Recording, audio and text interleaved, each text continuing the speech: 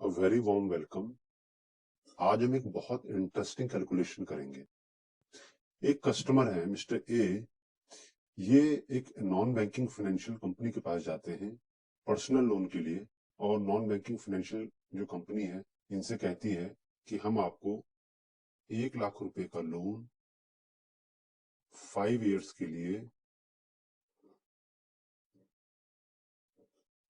10% पे देंगे, flat rate.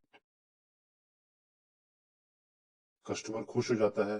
Customer कहता है कि सर मैं एक बार दूसरे बैंक से भी इंक्वायरी कर लूं। कस्टमर मेरे बैंक के पास आता है, मुझसे कहता है सर आपके यहाँ क्या रेट ऑफ इंटरेस्ट चल रहा है। मैं उससे कहता हूं कि हम 1 लाख रुपए पर 5 साल का 15% चार्ज करते हैं रिड्यूसिंग बैलेंस पर। कस्टमर कहता है सर मुझे रिड्यूसिंग बैलेंस के बारे में तो नहीं पता, लेकिन आपका अपेरेंटली तो रेट ऑफ इंटरेस्ट ज्यादा लग रहा है 15%, और एनबीएफसी का 10% लग रहा है।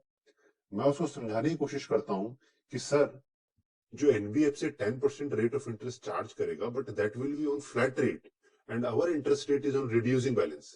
कस्टमर कहता है सर मुझे ढंग से समझाइए, क्योंकि मैं नॉन फाइनेंस बैकग्राउंड से। मैं उसको सिंपल तरीके से समझाने की कोशिश करता हूँ कि सर आप 1 लाख रुपए पे 5 साल का 10% फ्लैट रेट लेंगे, इसका ये मतलब है कि जो ये एनबीएफसी है ये आपसे क्या करेगा, पहले ही पूरे इंटरेस्ट को लोड कर देगा लोन में। मतलब आपने 1 लाख का लोन लिया, इस 1 लाख के लोन में ये क्या कर देगा, लोन के शुरुआत में ही 5 साल का इंटरेस्ट लोड कर देगा। तो 5 साल का इंटरेस्ट कितना होगा 1 लाख पे 10% का, ये होगा करीब 50,000। यानी कि टोटल आपको रिपे कितना करना पड़ेगा over the period of 5 years, 1,50,000। और अगर मैं इसको मंथली में कन्वर्ट करूं तो यानी कि आपको 2,500 रुपए की ईएमआई देनी पड़ेगी। ठीक। टोटल आपने इंटरेस्ट कितना दिया 50,000 का। वहीं पर अगर आप उससे 15% में भी लोन लेते हो तो इसकी ईएमआई जो आएगी अप्रोक्सीमेटली, इसकी ईएमआई अप्रोक्सीमेटली 2380 आएगी अप्रोक्सीमेटली। आप लोग चेक कर लीजिएगा। यानी कि आप मुझे over the period of 5 year कितना पैसा देंगे, आप मुझे देंगे 2380 मल्टीप्लाइड बाय 5, अप्रोक्सीमेटली 1,42,800। ठीक। लोन आपने कितने का लिया था मुझसे, लोन मुझसे लिया था आपने 1 लाख रुपए का। तो यानी आपने इंटरेस्ट कितना पे किया over the period of 5 years, 42,800। तो मैं कस्टमर से कहता हूं कि सर देखिए, भले ही मेरा 15% है, इससे ज्यादा है, लेकिन आप इसमें इंटरेस्ट दे रहे हैं 42,800, और यहां पर आप 10% पे ले रहे हैं तब भी इंटरेस्ट आप दे रहे हैं 50,000। कस्टमर कहता है ये बात तो सही है सर, बट इसमें मुझे थोड़ा सा विश्वास नहीं आ रहा है कि फिगर्स तो कैसे भी चेंज हो सकती हैं। आप मुझे एब्सोल्यूट टर्म में मत बताइए, आप तो मुझे ये बता दीजिए सर कि इनका जो 10% है फ्लैट रेट, वो आपके रिड्यूसिंग बैलेंस के कितने परसेंट के बराबर होगा। और बड़े सिंपल तरीके से कहूं, आप मुझे ये जो फ्लैट रेट है 10% का, इसको रिड्यूसिंग बैलेंस के रेट में कन्वर्ट कर दीजिए। अब यहां पर थोड़ा सा ट्रिकी हो जाता है। कारण क्या है कि ये बड़ा मुश्किल हो जाता है 10% फ्लैट रेट को रिड्यूसिंग बैलेंस के टर्म्स में कन्वर्ट करना। यहां पर हर कोई नहीं कर पाता इसको। यहां पर आपको टाइम वैल्यू ऑफ मनी की बेसिक जानकारी होनी चाहिए। यहां पर क्या होता है, कैपिटल बजटिंग टेक्निक होती है आईआरआर, उसका इस्तेमाल करके आप कर सकते हो। बिना आईआरआर के इसको करना मुश्किल है। ठीक है, तो आइए हम देखते हैं 10% फ्लैट रेट को रिड्यूसिंग बैलेंस में कन्वर्ट करने की। उसके लिए आपको एक एक्सेल फाइल में जाना पड़ेगा। देखिए मैंने एक एक्सेल फाइल बनाई है, यहाँ पर मैंने यहाँ 2 कॉलम बनाए हैं। एक कॉलम में मैंने क्या लिखा है, पीरियड्स, है ना, पीरियड्स ऑफ कैश फ्लो। एक कॉलम में मैंने लिखा है कैश फ्लोज। अब हम कर क्या रहे हैं, हम जो ये फ्लैट जो रेट ऑफ इंटरेस्ट पर जो कस्टमर ईएमआई दे रहा है उसको बेसिकली हम यहाँ लिख रहे हैं, और उसको फिर हम किस में करेंगे, रिड्यूसिंग बैलेंस में कन्वर्ट करेंगे। तो जो एनबीएफसी चार्ज कर रहा था 10% का, है ना, 1 लाख रुपए पर, तो उसमें कितना हो रहा था, 50,000 का क्या है, वो इंटरेस्ट पे कर रहा था। टोटल पे कर रहा था 1,50,000। यानी कि अगर मैं इसको डिवाइड कर दूं 60 से, तो यानी कि ये 2,500 रुपए की ईएमआई पे कर रहा था। यही 2,500 रुपए की ईएमआई मैंने यहां लिखी है। जीरो पीरियड मतलब जिस दिन लोन दे रहा है, जिस दिन लोन दे रहा है बैंक के लिए क्या हो गया, कैश आउटफ्लो हो गया, तो मैंने माइनस का साइन लगा दिया 1 लाख। और उसके बाद 1 से लेके 60 मंथ तक मैंने 2,500 रुपए, 2,500 रुपए क्या कर दिया है, टाइप कर दिया है यहाँ पर। ठीक है, ठीक है। अब मैं ये मान के चलूंगा, सपोज मेरे बैंक ने, अब मैं अपने बैंक पे आ रहा हूं, मेरे बैंक ने सपोज 1 लाख रुपए का लोन दिया होता और 2,500 रुपए की किस्त में उससे लेता, तो कितना रेट ऑफ इंटरेस्ट मैं चार्ज करता उससे, समझ रहे हैं आप? मैं क्या करूंगा, एक सेल में जाऊंगा, इक्वल्स टू लिखूंगा और टाइप करूंगा IRR, IRR यानी इंटरनल रेट ऑफ रिटर्न। मुझे इंटरनल रेट ऑफ रिटर्न से निकल पाएगा कि क्या एक्चुअली रिड्यूसिंग बैलेंस पे क्या रेट ऑफ इंटरेस्ट होगा, ये फ्लैट रेट है ना। तो IRR टाइप करूंगा और टाइप करने के बाद टैब दबाऊंगा। टैब दबाने के बाद वैल्यूज मुझे लिखनी है, तो मैं क्या करूंगा, जो सबसे पहला ये जो सेल है इस पे क्लिक करूंगा, शिफ्ट के साथ में एरो की दबाऊंगा और इसको 60 मंथ तक, क्योंकि 60 मंथ की किस्त है ना, 60 मंथ तक ड्रैग करूंगा और फिर मैं ब्रैकेट बंद कर दूंगा और एंटर दबा दूंगा और वापस मैं IRR के सेल पे जाऊंगा। देखिए ये मेरा IRR आ गया 1.44%।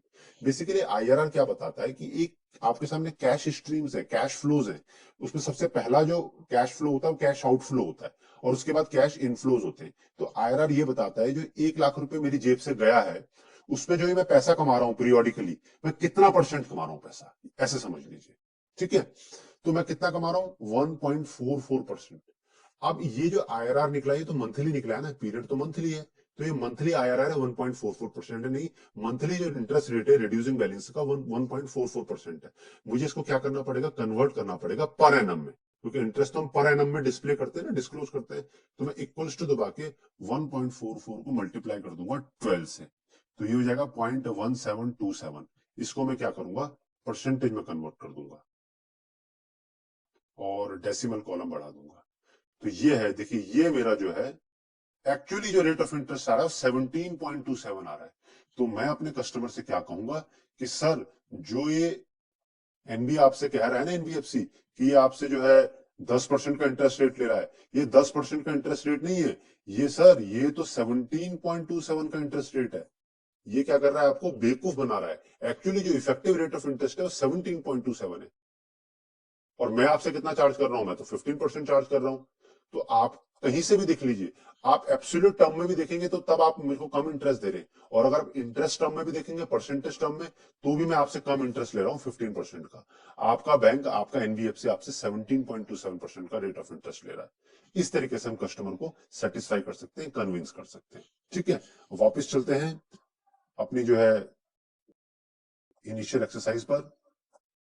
तो अब हम कस्टमर से कह सकते हैं कि सर आप जो कह रहे थे ना इस 10% को कन्वर्ट करने के लिए रिड्यूसिंग बैलेंस में, ये रिड्यूसिंग बैलेंस में 17.27 पड़ता है और मैं आपको 15% दे रहा हूं।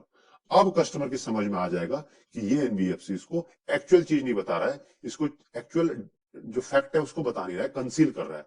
और भले ही बैंक जो है 15% दिखा रहा है, बट हम सही दिखा रहे हैं इसको, और इस वजह से क्या होगा, ये कस्टमर मुझसे लोन लेगा। अब ऐसा हो क्यों रहा है, फ्लैट रेट ऑफ इंटरेस्ट पे इंटरेस्ट ज्यादा क्यों पड़ रहा है? एक्चुअली जो फ्लैट रेट इंटरेस्ट पे एनबीएफसी क्या करेगा, उसने क्या किया था, टोटल इंटरेस्ट कैलकुलेट कर लिया था ना 5 साल का, कितना कैलकुलेट कर लिया था, 50,000। अब इस 50,000 को क्या करेगा, वो 60 से डिवाइड कर देगा, अप्रोक्सीमेटली 833 रुपए आएगा, अप्रोक्सीमेटली आप देख लीजिएगा।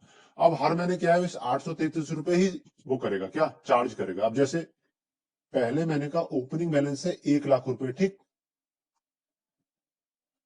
833 रुपए का ब्याज लगा, 2,500 रुपए की किस्त जमा हुई, तो जो क्लोजिंग बैलेंस होगा वो क्या होगा, 1 लाख प्लस 833 रुपए माइनस 2,500, ये अप्रोक्सीमेटली 98,333 रुपए आएगा, अप्रोक्सीमेटली आप देख लीजिएगा। ठीक है, अगले महीने का ओपनिंग बैलेंस हो गया। ठीक है, अब जाहिर सी बात है इस पे ब्याज लगना चाहिए ना, अब तो इस पे ब्याज तो 833 से कम लगना चाहिए, लेकिन यहाँ क्या बताया मैंने, वो हर महीने 833 रुपए ब्याज क्या करेगा, फिक्स कर दिया उसने। जबकि क्या हो रहा है, हर महीने प्रिंसिपल कम होता रहेगा, तो प्रिंसिपल कम होने पे इंटरेस्ट भी कम होना चाहिए, लेकिन यहां पर क्या हो गया, उसने फिक्स कर दिया है। ये नुकसान है। जबकि रिड्यूसिंग बैलेंस इंटरेस्ट रेट पे क्या होगा, रिड्यूसिंग बैलेंस वाले पे सपोज इसी एग्जांपल को मैं कर लूं, 1 लाख रुपए का लोन है, पहले महीने का इंटरेस्ट 833 रुपए, एग्जाम्पल दे रहा हूं मैं, 2,500 रुपए की किस्त है, तो जो क्लोजिंग बैलेंस होगा वो क्या होगा, 1 लाख प्लस 833 माइनस 2,500, ये हो जाएगा 98,333 रुपए। अब ये 98,333 नेक्स्ट महीने का ओपनिंग बैलेंस होगा।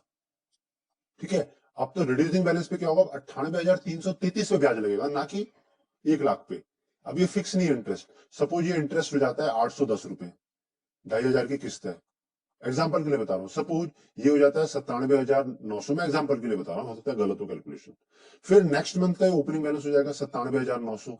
फिर क्या होगा, इंटरेस्ट रेट 97,900 पे सपोज 800 रुपए का लगेगा। तो आप देख रहे हैं जैसे जैसे प्रिंसिपल कम हो रहा है उस पर इंटरेस्ट भी कम हो रहा है, ठीक है। जबकि यहाँ पर क्या हो रहा है, इंटरेस्ट फिक्स हो रहा है। प्रिंसिपल तो यहाँ भी कम हो रहा है लेकिन इंटरेस्ट फिक्स है।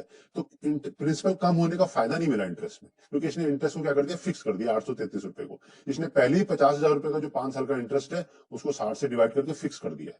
और इसीलिए एब्सोल्यूट टर्म में फ्लैट रेट ऑफ इंटरेस्ट में हमेशा क्या होगा, इंटरेस्ट ज्यादा होगा एब्सोल्यूट टर्म में।